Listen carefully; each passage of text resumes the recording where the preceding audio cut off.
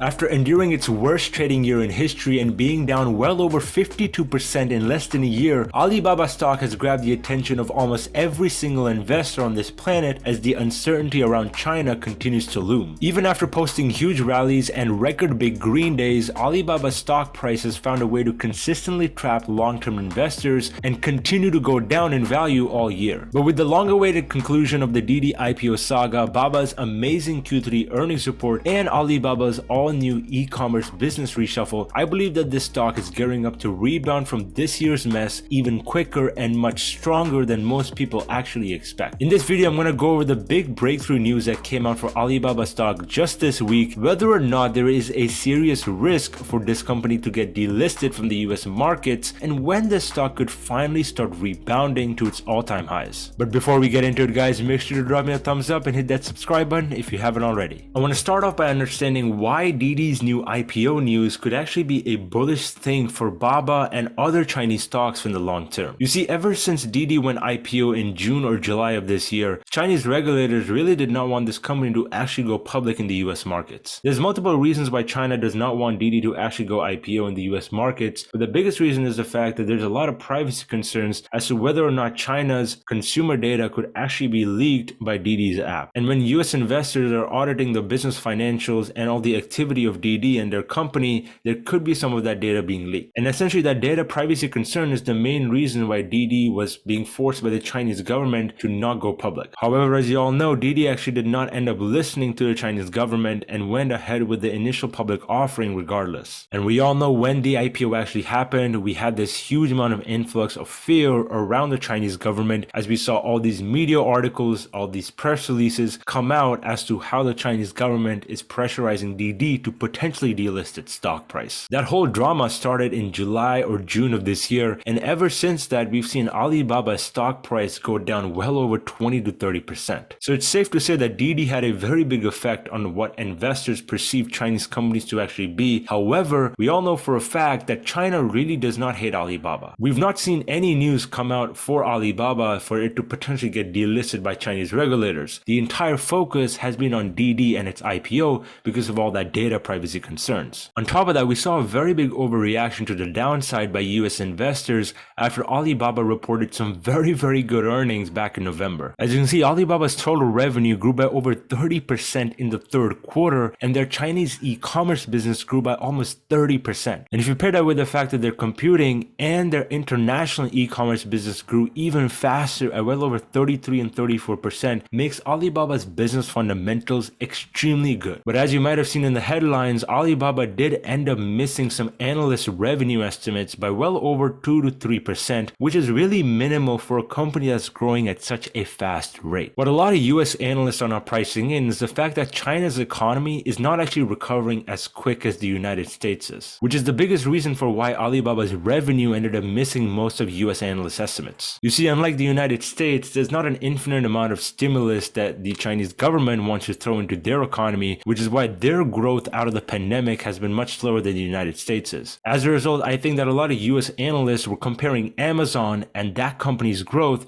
and expecting some sort of similar revenue from what we saw with Baba. However, to add on top of this very good earnings report, we recently got news that Alibaba is potentially reshuffling their entire e-commerce business. These guys are essentially dividing their unit into two separate units, one that's called the International Digital Commerce segment and the other one that's called the China Digital Commerce segment. And if you really do your research into this, you'd realize that this is actually very good news for Alibaba's natural economic growth. You see, the e-commerce side is Alibaba's most profitable business outside of their cloud computing and all the other stuff that they do. And so dividing and reshuffling their e-commerce business so that it's more agile and can become potentially more attractive to foreign investors is a really good idea, because not only will this give these guys the chance to grow their business outside of China and de-risk their business from all the uncertainty that there comes with the Chinese economy, but it will also allow these guys to grow their e-commerce business even more and bring even more money to the bottom line net income. And when a company is making more money to the bottom line, naturally its valuation will become bigger. And since Alibaba has already reinvested roughly $1.6 billion over the course of the past quarter into their business and into growth opportunities opportunities,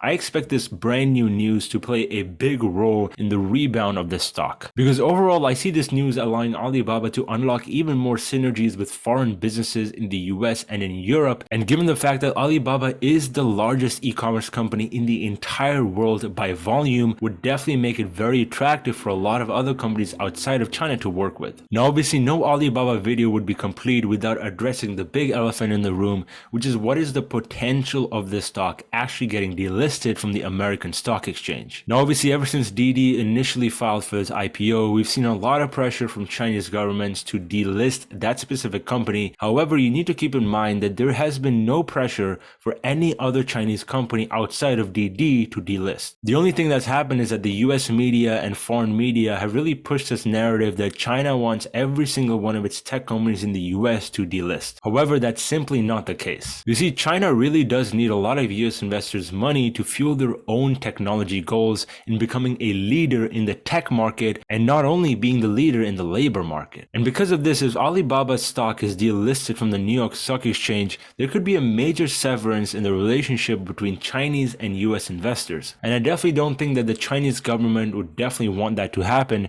because there's a lot of US enthusiasm around Chinese companies in general. And we've seen that very clearly through stocks like XPeng Motors, NIO, JD.com, and Li Auto. And the fact of the matter is that even in the worst case scenario, if there is somehow a delisting actually happening of the Alibaba in the US, unlike what many people think, the delisting would actually not make you lose all your money. Your shares will actually automatically convert to the Hong Kong shares, which are located under the ticker symbol HK9988. And this is actually one of the big reasons why Didi stock is actually green today and has been green for the past couple of trading days. Because even though the Chinese government has finalized these guys as delisting, the shareholders for this company will actually get all their money back once the transfer actually happens. And this is exactly what this scenario will be with Alibaba stock if they somehow get delisted. And as you can see, Didi stock is actually not even down that much over the past month or so, and this is after the delisting has been finalized. So I hope this puts into perspective what can happen to Alibaba stock over the next couple of years as this uncertainty around China and the potential delisting really wears off. If we have a closer look at the stock chart for ticker symbol BABA, you can see just how incredibly oversold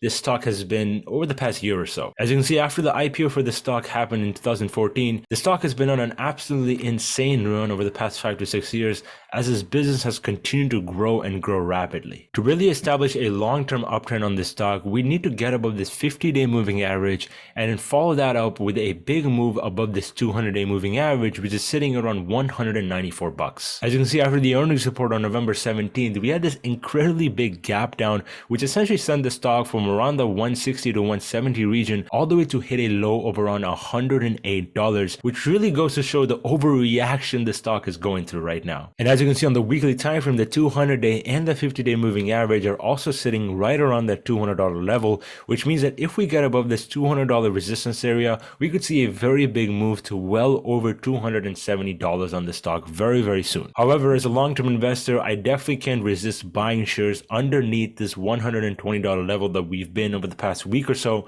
which is why for me, anything under $150 on this stock is a great buying opportunity. I would rather buy a company like this than invest in Microsoft, Apple, or Google, whose stock prices have been soaring consistently over the past couple of months. Because those stocks' valuations are already very saturated and a lot of investors are already on one side of the trade. Whereas with Alibaba, we're seeing a lot of fear and we're seeing a very heavy discount in the valuation and the underlying asset value for this company. And for me, I like to invest when there's a lot of blood and fear in the market, which is exactly why I really like Alibaba stock here. But anyways, guys, make sure to drop me a thumbs up if you found some value from this video. Let me know down in the comment section below your thoughts on Alibaba stock and this entire China situation. I'd definitely be really interested in hearing your guys' opinions. But anyways, guys, I hope you enjoyed this video and I'll catch you guys in the next one. Take care.